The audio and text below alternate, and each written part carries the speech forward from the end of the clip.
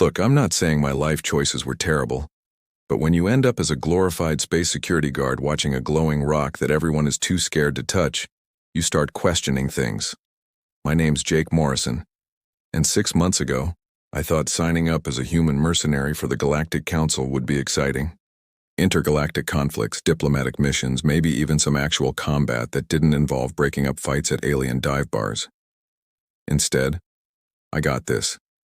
Station Kepler 9, research level, subsection boring as hell. My job? Stand next to a pedestal with a softball-sized chunk of crystal that glowed with colors that probably didn't exist in normal physics. The Relic, as the Council called it, with the kind of reverence usually reserved for religious artifacts, had been sitting here for 3 months. They found it on some dead planet, brought it back, and promptly decided it was too dangerous to study, but too valuable to destroy. Classic bureaucracy. The thing hummed. Not loudly, just this constant low frequency that made your teeth itch if you stood too close for too long. Every scan they ran on it came back with error messages or fried equipment. One scientist got within 5 feet with a probe, and the probe melted, just liquefied into a puddle of very expensive metal slag. After that, they decided the best course of action was to stick a human next to it and hope for the best. Humans, you see, are the galaxy's favorite expendable assets. We're tough, adaptable, and apparently cheap enough that losing one doesn't require 17 committee meetings and a memorial service. The Council loves us for all the jobs that might result in horrible death, but probably won't result in lawsuits. I spent most of my shifts reading, listening to music, and practicing my existential dread. The pay was decent, the hours were long, and the conversation with my glowing roommate was non-existent. Then today happened.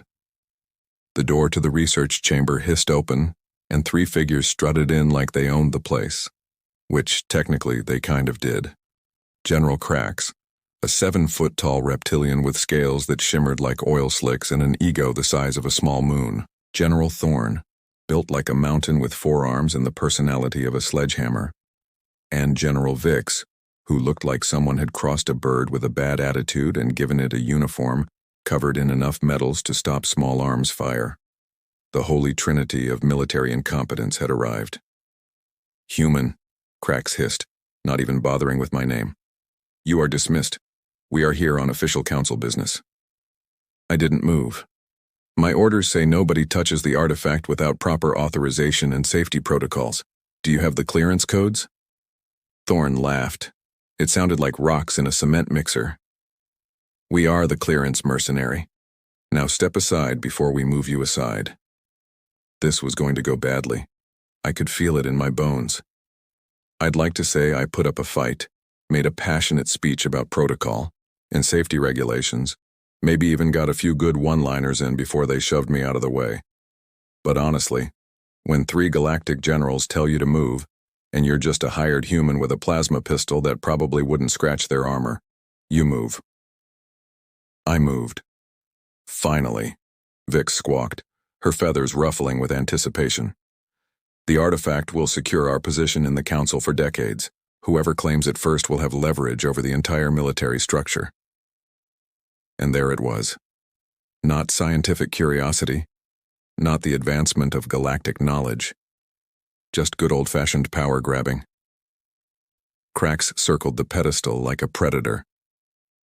"The human presence has clearly contaminated the research.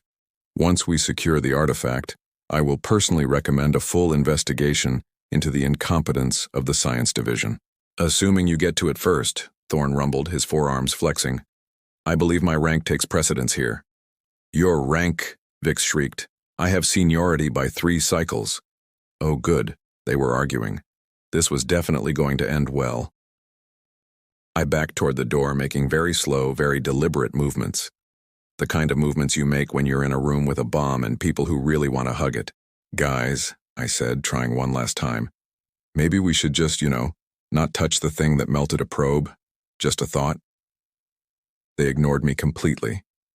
Krax reached out first, his clawed hand extending toward the relic. Thorn lunged forward with 2 of his arms.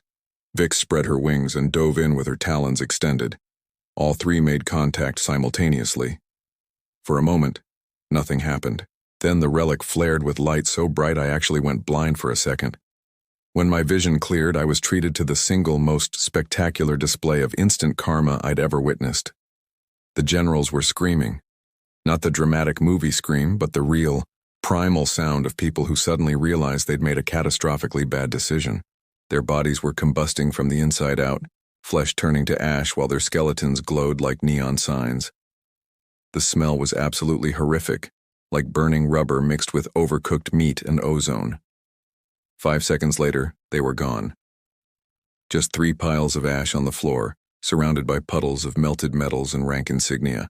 The relic stopped glowing and went back to its normal low hum, looking for all the world like it hadn't just committed triple homicide. I stared at the ash piles for a solid 30 seconds. "Well?" I said to the empty room.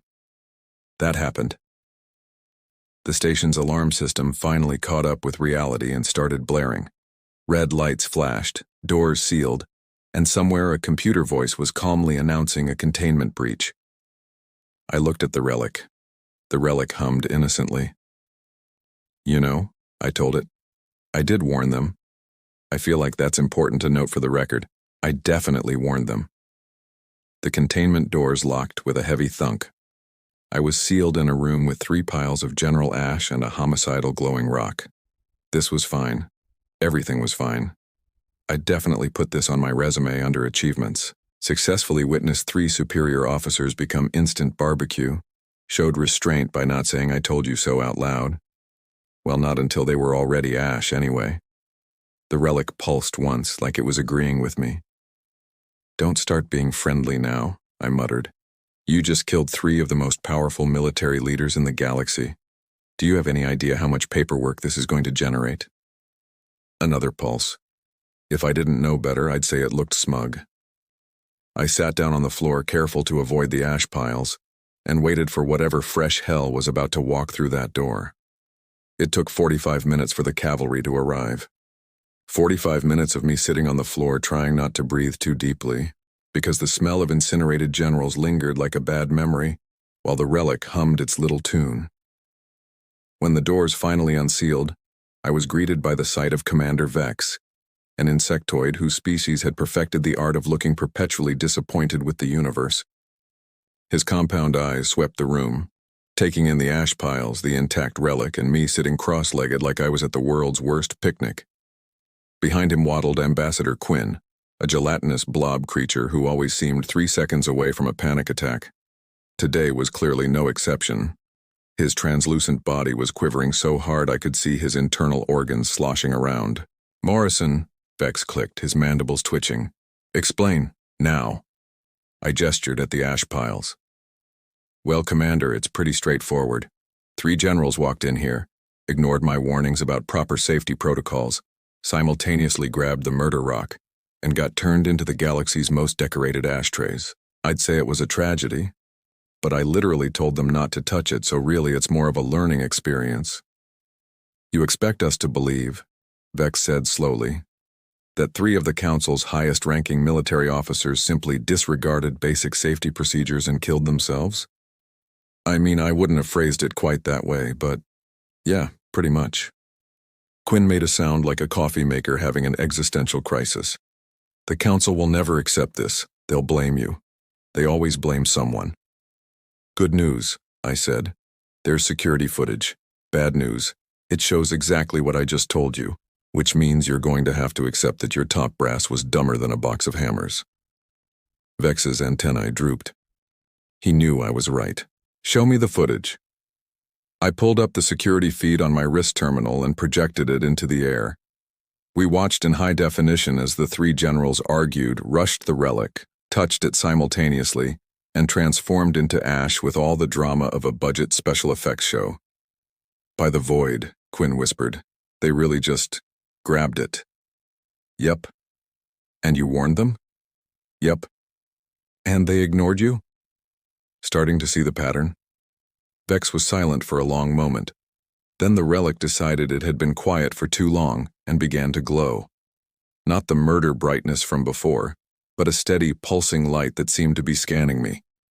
I said, standing up quickly. "That's new. Holographic text burst into existence around the relic, floating symbols that looked like someone had mixed hieroglyphics with programming code and added a dash of abstract art. The characters rotated slowly, pulsing in sync with the relic. "Can anyone read that?" I asked hopefully. Vex and Quinn looked at each other. The ambassador's gelatinous form was now doing a full-body shiver. "That's old script," Vex said quietly. "No one's been able to read old script for 10,000 years. Fantastic.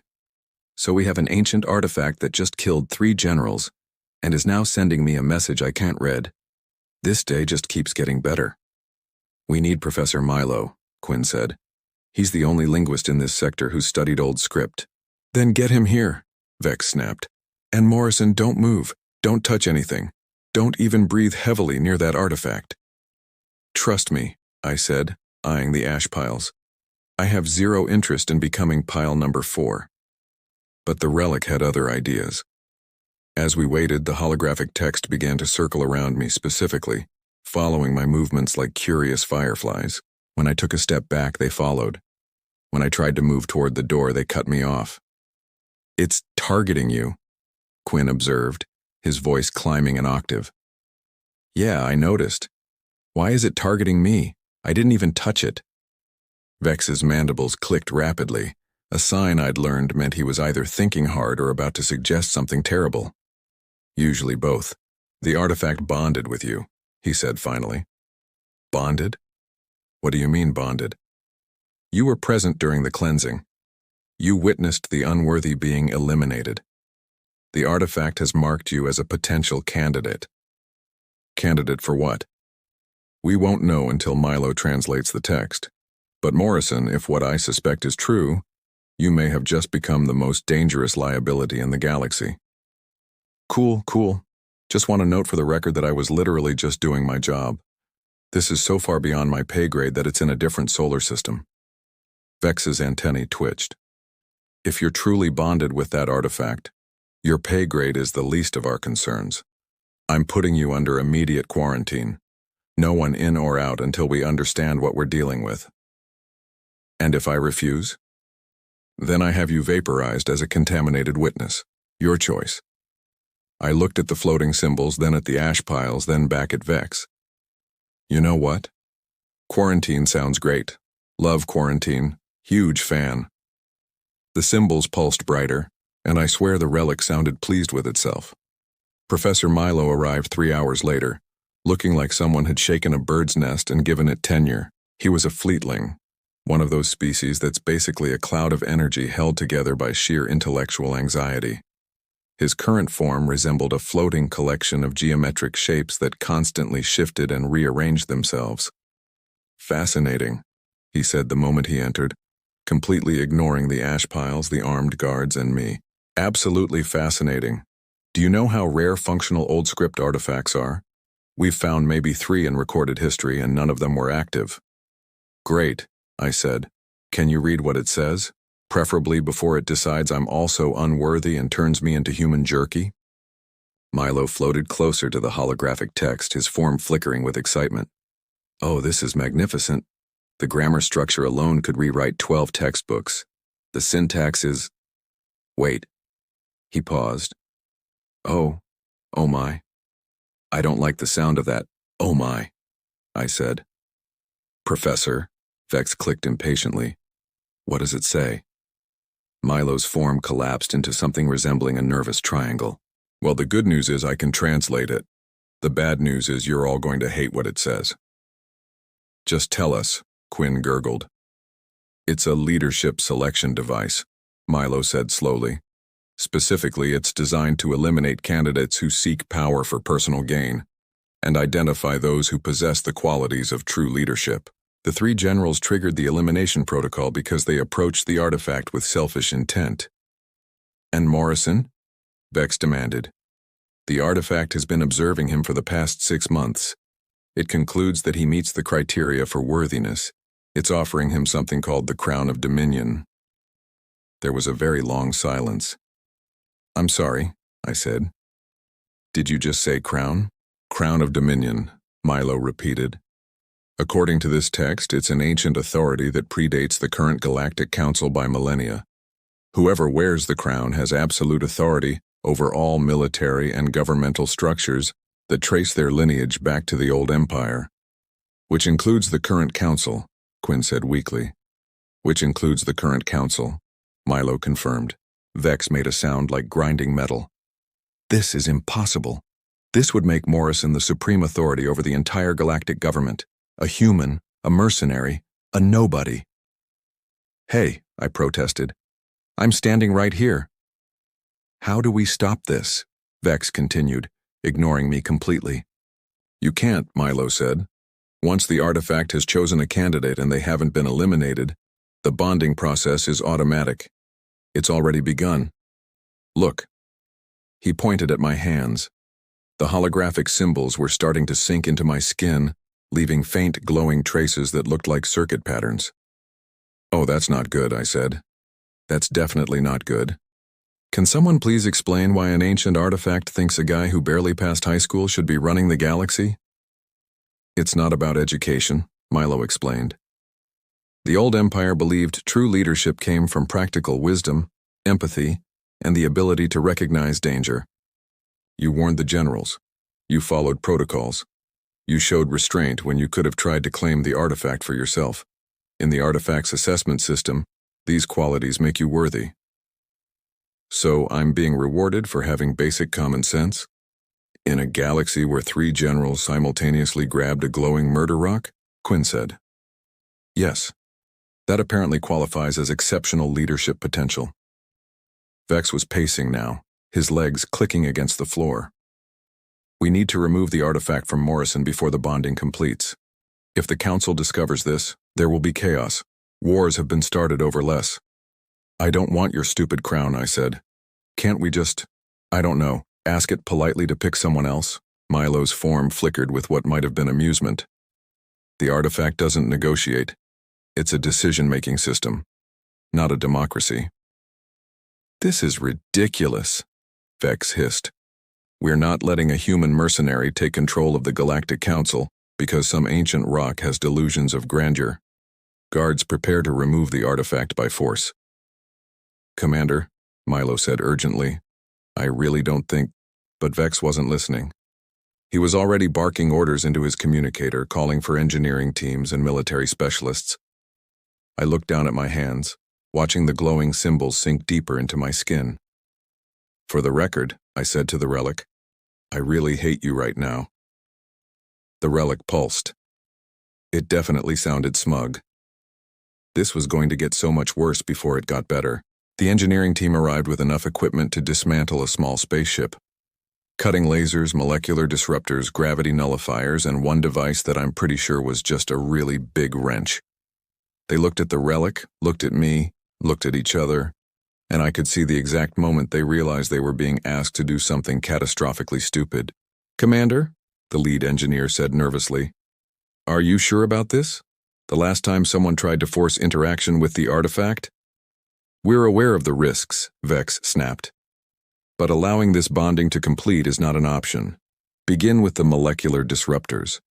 If you can separate the artifact from Morrison's biosignature, we can abort the process. You know I can hear you, right? I said. And just throwing this out there, but maybe vaporizing me isn't the best solution? Relax, human. We're not vaporizing you. We're just disrupting your molecular connection to an ancient weapon of mass destruction. Completely different. Oh well. When you put it that way, I feel so much better. The engineer activated the molecular disruptor, aiming it at the space between me and the relic. The device hummed, building up charge, and then fired a beam of rippling energy. The relic caught the beam, not deflected it, caught it, like someone catching a baseball. Then it threw it back. The disruptor exploded in the engineer's hands. He yelped and dropped the smoking remains, stumbling backward into his colleagues. Well, I said into the stunned silence, that seems like a bad sign. Try the plasma cutter, Vex ordered, his voice tight. Commander, with all due respect, I don't think... That's an order! The second engineer reluctantly activated a plasma-cutting torch, the kind used to slice through starship hulls. He approached cautiously, aiming for the pedestal supporting the relic. The moment the plasma got within 3 feet of the artifact, every light in the room flickered. Then my vision went weird. Like reality was buffering, and suddenly I could see energy patterns I definitely shouldn't be able to see. The plasma cutter's beam looked like a glowing rope, and I instinctively knew I could just grab it. So I did. My hand moved on its own, reaching out and somehow redirecting the plasma stream. It carved a perfect line across the floor, missing everyone but making the engineers scatter like startled birds. I said, staring at my hand. That was new, and terrifying, mostly terrifying. The symbols on my skin were glowing brighter now, crawling up my arms like living tattoos. The bonding is accelerating, Milo observed from a safe distance. Your attempts to separate them are having the opposite effect. The artifact is defending its chosen candidate. Then we eliminate the candidate, Vex said coldly. He drew his sidearm, a military-grade plasma pistol that could punch through armored plating. Whoa, wait! I held up my hands. Can we talk about this? I feel like this situation is escalating really fast. You're a threat to the entire political structure of the galaxy, Vex said, his weapon trained on my chest. I'm sorry, Morrison. You seem like a decent human, but I can't let this continue. He fired. The bolt never reached me. A shield of pure energy materialized in front of me, the same color as the relic's glow. The plasma bolt splashed against it harmlessly and dissipated. Okay, I said, my heart hammering. So apparently I have a shield now, which is cool, I guess, but can everyone please stop trying to kill me for 5 seconds? Vex didn't lower his weapon. Instead, he tapped his communicator. This is Commander Vex. Authorization code Alpha 79er. I need a military strike team at Research Level 3 immediately. Threat level maximum. Oh, come on, I shouted. A strike team? What happened to due process? I haven't even done anything wrong. You're bonding with a weapon that could overthrow the government. I didn't ask to bond with it. This is like the worst case of workplace harassment in galactic history. Quinn was making distressed gurgling sounds. Commander, this is madness. If you kill Morrison, the artifact might choose someone else, someone worse. At least Morrison seems reasonable. I'll take that as a compliment, I muttered. Or, Vex countered, we destroy the artifact along with its candidate and end this threat permanently. The strike team arrived. 6 heavily armed soldiers in powered armor, carrying weapons that looked like they could level buildings. They filed into the room, surrounding me in a tactical formation. Final warning, Morrison, Vex said. Step away from the artifact. I would love to, I said honestly, but I don't think it's going to let me. As if to prove my point, the relic lifted off its pedestal, just floated up into the air and drifted over to hover next to my shoulder like a really dangerous pet. See? I gestured at it. Not my fault. Talk to the murder rock. Fire, Vex ordered. All 6 soldiers opened fire simultaneously. And that's when things got really weird. The shield expanded, covering me completely. Then the relic pulsed, and suddenly I was connected to every electronic system in the room. The lights, the computers, the soldiers' armor, even the station's main systems. I could feel them like extensions of my own nervous system. I didn't mean to take control, I really didn't, but my brain was screaming danger, and the artifact was offering solutions, and apparently one of those solutions was hijacking the entire station's command network. The soldiers' weapons locked up. Their armor froze. The doors sealed. The lights dimmed except for a spotlight on me and the relic. And then, because the universe has a terrible sense of humor, something materialized on my head. A crown, not a fancy jeweled thing. More like a circlet of pure energy that hummed with the same frequency as the relic. I could feel it settling into place, connecting to the patterns on my skin, completing some kind of circuit. The strike team's weapons clattered to the floor as their armor's safety protocols kicked in. Ancient priority commands that had been buried in the code for millennia suddenly activated, forcing them to stand down. One by one, the soldiers dropped to one knee. No, I said. No, no, no. Don't kneel. Nobody kneels. What is happening?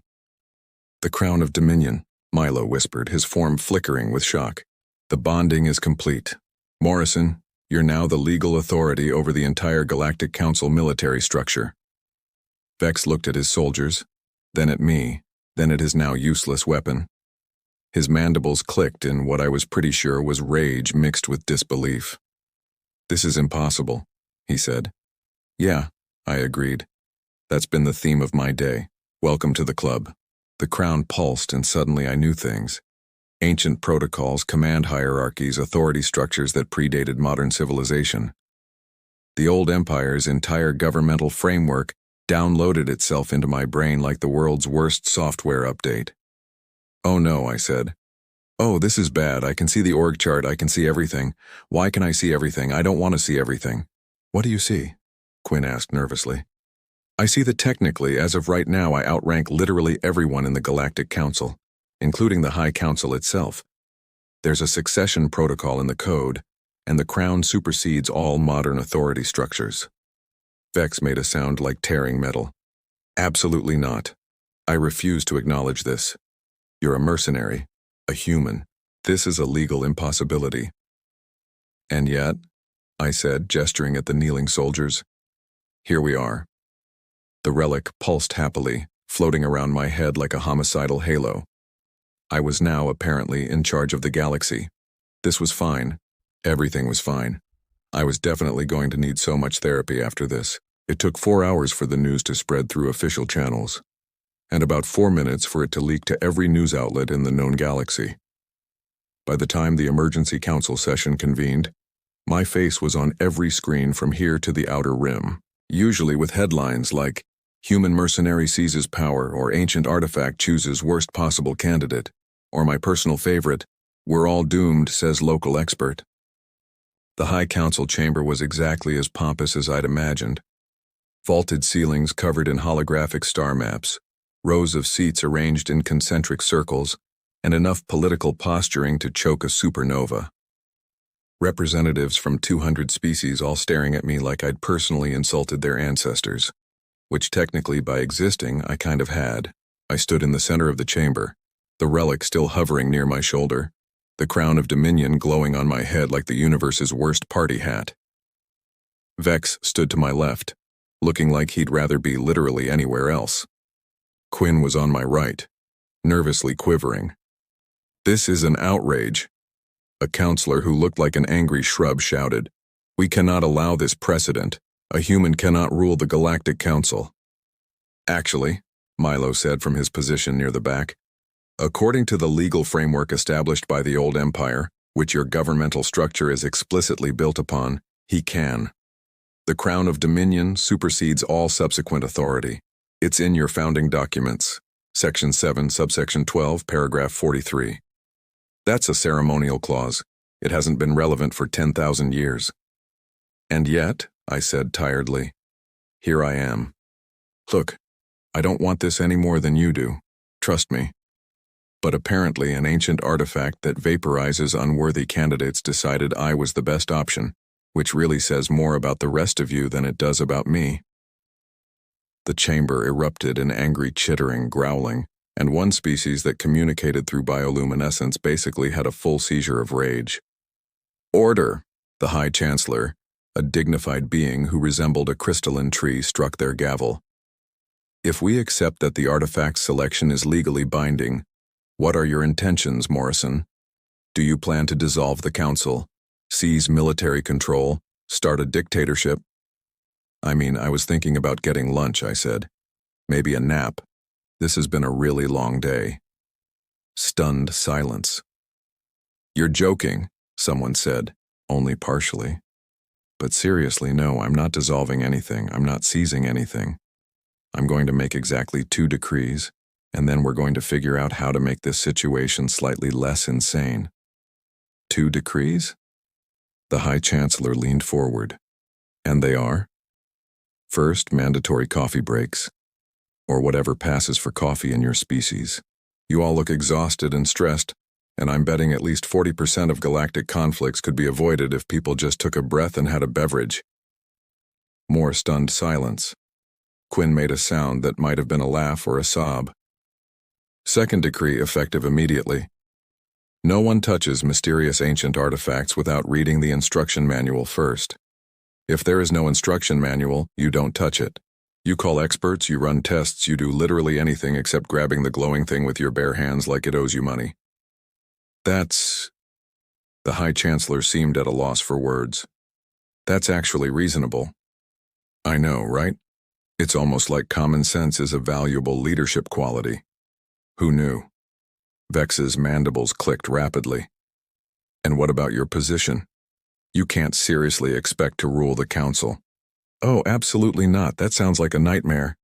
But according to the information the crown dumped in my brain, I can't just take it off. It's bonded until either I die or I complete some kind of ancient mission that nobody's bothered to explain clearly. So we're stuck with you, someone grumbled. We're stuck with each other, I corrected. But here's the thing. I don't want power. I don't want authority. What I want is for people to stop making catastrophically stupid decisions. So here's my proposal. I'll be your emergency backstop. You run the council like normal. I'll just be here to veto the really dumb ideas. Who determines what's a dumb idea? The angry shrub demanded. I gestured at the ash stains on my uniform. The guy who watched 3 generals simultaneously grab a death rock despite clear warnings. My bar for stupidity is pretty well calibrated at this point. The High Chancellor considered this. You're proposing a constitutional monarchy situation. You hold ultimate authority, but exercise it only in cases of extreme governmental failure. Sure, if that makes you feel better about it. I'm proposing not breaking what isn't completely broken, and maybe occasionally preventing people from doing things that would make ancient artifacts murder them. Quinn jiggled forward. If I may, High Chancellor, this could actually stabilize the government. We've had 17 attempted coups in the last decade alone. Having an impartial authority with no political ambitions could prevent future conflicts. Impartial? Vex spat. He's human. Yeah, and humans weren't even on the council when the old empire fell, I pointed out. I literally have no stake in your political games. That's kind of the point. I'm the neutral party who just wants everyone to stop being idiots. The council chamber descended into heated debate. Species argued with species, factions formed and dissolved, and through it all I just stood there with my glowing crown and my floating murder rock, wondering how my life had gone so completely off the rails. Finally, after what felt like hours, the High Chancellor spoke. We will accept your terms, Morrison, on a provisional basis. But understand this. We will be watching. Any sign of tyranny, any abuse of power, and crown or no crown, we will find a way to remove you. Honestly, fair, I'd be suspicious of me too. Vex was demoted to my executive assistant by unanimous vote, which might have been the council's idea of revenge. He looked about as happy as someone who'd swallowed broken glass. Welcome to the team, Commander, I said cheerfully. First order of business. Find me a strong drink and someone who can explain why the crown wouldn't come off my head. I hate you, he clicked. Yeah, I figured. Quinn approached more diplomatically. For what it's worth, Morrison, I think you'll do fine. You're certainly the most reasonable authority figure we've had in centuries. That's a depressingly low bar. Yes, he agreed. Yes, it is. Milo floated over, his form cycling through excited geometric patterns. This is fascinating from a historical perspective. The first crown bearer in 10 millennia, and it's a human who explicitly doesn't want the job. The academic papers practically write themselves. Glad my existential crisis is good for your career. Oh, speaking of which, Milo said, his tone shifting to nervous. There's something I should mention. The crown wasn't the only old empire artifact. We've been discovering more of them across the galaxy. 12 so far, all showing similar energy signatures. I stared at him. Are you telling me there are 11 more potentially homicidal ancient artifacts out there? Potentially 12 more, actually. We're not sure if we've found them all. And let me guess, the council wants me to help investigate them. Well, Quinn said apologetically, you are the only person who successfully bonded with one, and you do outrank everyone now. So technically, yes, I looked up at the ceiling, as if the universe might offer some explanation for why it hated me specifically. My career guidance counselor said mercenary work would be a stable job. I said to no one in particular. See the galaxy, she said. Make decent money, she said. Nobody mentioned becoming an accidental space emperor responsible for preventing idiots from touching magical doom rocks. The relic pulsed. It definitely sounded amused. You're enjoying this, aren't you? I asked it. Another pulse. Absolutely smug. Fine, I sighed. We'll investigate your artifact buddies. But I'm putting in for hazard pay and therapy. So much therapy. Vex clicked miserably. I'll add it to your file. Great. Now someone show me where I'm supposed to work because apparently I have a galaxy to babysit. As we filed out of the council chamber, I caught my reflection in one of the polished walls. Human mercenary, coffee enthusiast, and now the reluctant keeper of ancient cosmic authority. The crown glowed softly on my head. The relic bobbed along beside me like an overenthusiastic puppy that happened to be a weapon of mass destruction, and Vex trailed behind me radiating pure resentment. My old job description had been simple. Stand next to artifact, don't let anyone touch artifact, collect paycheck. My new job description apparently involved preventing galactic leaders from committing elaborate suicide by ancient technology, and occasionally vetoing declarations of war. The glorified babysitting job had really paid off. Just not in any way I could have possibly predicted. Somewhere in the galaxy, 11 more artifacts were waiting to be found. 11 more potential disasters that would probably require my intervention. 11 more opportunities for the universe to prove that humans, despite all odds, were somehow the species best equipped to deal with technology specifically designed to eliminate the unworthy. The irony wasn't lost on me. So, I said to Vex as we walked through the council's marble corridors, scale of 1 to 10, how much does this job suck compared to guard duty? His mandibles clicked in what might have been the insectoid equivalent of a long-suffering sigh. 11. Yeah, I agreed, adjusting the crown that I apparently couldn't take off until I completed some vague ancient mission. That sounds about right. The relic hummed contentedly. Somewhere, 3 piles of ash that used to be generals served as a permanent reminder that maybe, just maybe, the universe had a point. Leadership wasn't about grabbing power. It was about knowing when not to grab the glowing murder rock. And if that made me qualified to wear an ancient crown and accidentally rule the galaxy, well, the bar was clearly lower than anyone wanted to admit.